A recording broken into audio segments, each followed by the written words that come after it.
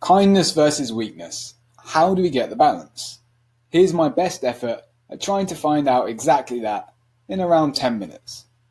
For those who are new here, a quick introduction. I'm Declan, a health copywriter and former NHS psychological therapist who, really, is just trying to find life balance. I mean, it shouldn't be so hard to achieve, right?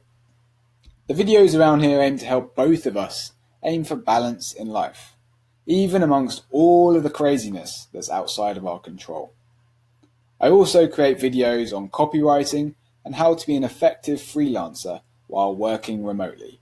So if any of those sound mildly interesting to you, feel free to stick around. Anyway, let's get to the point of this video, which is kindness versus weakness. If somebody described you as kind, what would you think? Being called kind has some parallels with a man being praised as a nice guy, which in truth makes him burn inside. Reacting negatively to what sounds like a compliment may seem absurd, but there is a good reason.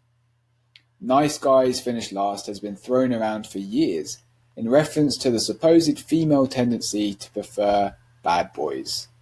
Is it true that guys who are more unpredictable, dangerous, and exciting really get the girls? Well, the research itself is pretty sketchy, with studies reporting different outcomes, in part due to the ambiguity of what nice actually means. Because for some, traits such as these come to mind: trustworthy, respectful, selfless, loyal.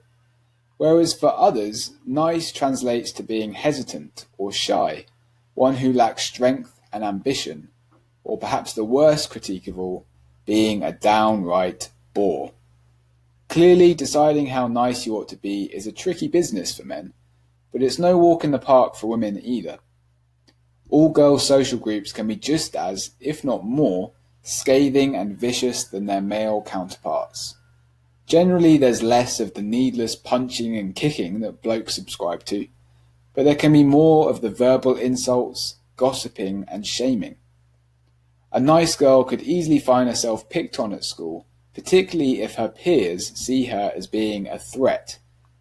Oh, she's too friendly and attractive. Who does she think she is? I'll show her the fake bleep. This is the kind of thinking that often hides behind a bully's cruel behaviour. So are we actually allowed to be nice, to be kind to others? Of course we are. Heroic acts such as rescuing your neighbour from a burning building would be very, very nice of you. You'd be saving their life, for Christ's sake. Yet the act is much more than nice. It's brave. No wonder being a firefighter is one of the most well thought of professions. Don't kid yourself into thinking that this good favour is due to the person showing kindness.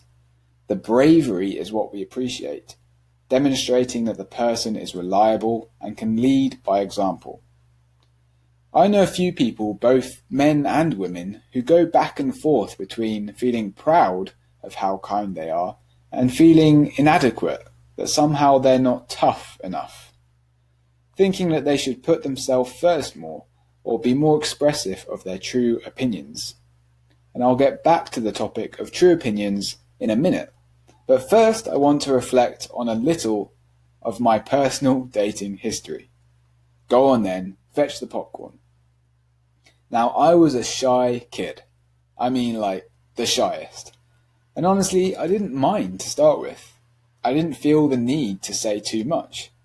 It was only when I got labelled as the quiet one, or when I was given the borderline affectionate term of mute, that it started to get to me.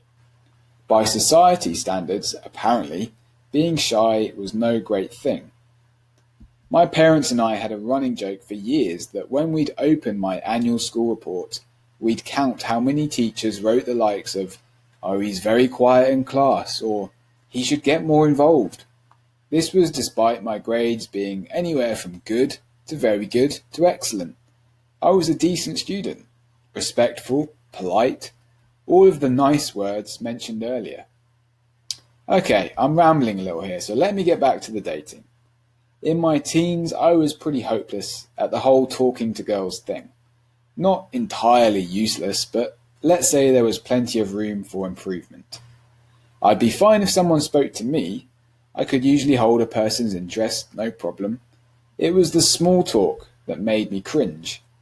I really didn't care for the likes of, "How are you?" or "What are you up to?"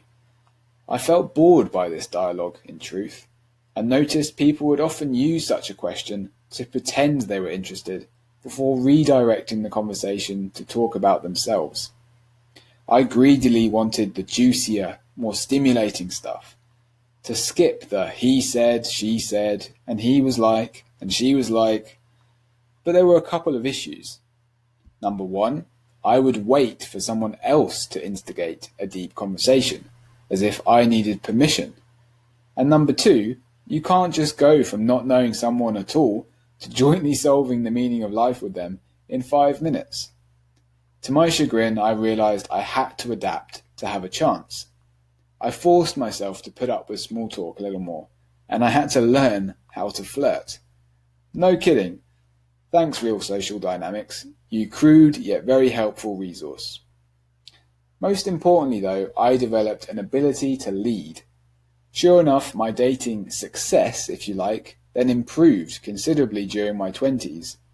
I became less fearful of opening conversations with strangers, despite still not really liking it much.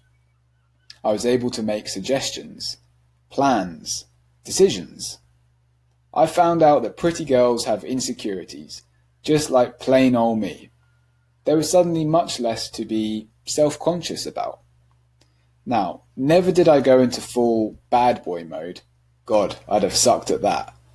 Instead, I balanced good manners with a cheeky sense of humour. Women seemed to dig that more than Mr. Mute, so I carried on with the new approach. My style was never ever going to be swashbuckling, and that was fine, because I've never desired to be the "look at me" kind of guy. I don't know about you, but the idea of fame actually scares me more than it intrigues. So where does this leave us in the way of kindness versus weakness? I think it comes back to truth. That's the most important thing to get right. By being kind and nice to others, are you expressing your truth? Is this who you want to be? If so, then stick to it, my friend. You'll have much more respect for yourself this way. But if below the surface you resent yourself for being too nice and not forthright enough, then there's a cue to listen to. This could be a sign that weakness has crept in and is holding you back from your own truth. There are no perfect solutions, but I will say that if you want to make more money, be a better partner, etc., then you're probably going to need to make some compromises. I discovered that although I'm a quiet person by nature, I enjoyed the challenge of being braver by taking the lead sometimes. And this is because truly I value self-direction, and I wasn't able to express these aspects of my truth when I was the shyest kid in class. As for the small talk, yeah, I'm afraid it still does make me cringe. But anyway, in honour of life, death, and all the rest, Declan Davey. So, we've established that you probably want life balance. Seems like a logical thing to aim for, doesn't it? You can order the book version of these videos, which contains 13 different topics, and is available on Amazon in Kindle and paperback. If you want to check out more videos on life balance, such as debating the contradictions of order versus chaos, success versus sacrifice, and strength versus pride, then keep track of the playlist in the top right corner of this video around about now. Over time, I'll be adding more content to this playlist. Also, you can scroll down and check the video description. You'll find a page with my recommended books for different aspects of life balance: financial, mental, physical, social, and spiritual.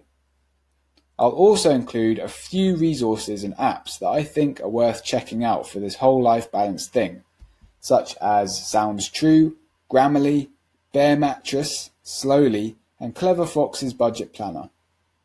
A heads up, some of these will be affiliate links, so please don't hate me. Don't worry though, you won't pay any more by using a link, but do feel free to search for the resources on Google or wherever else instead. Anyway, that's all from me today.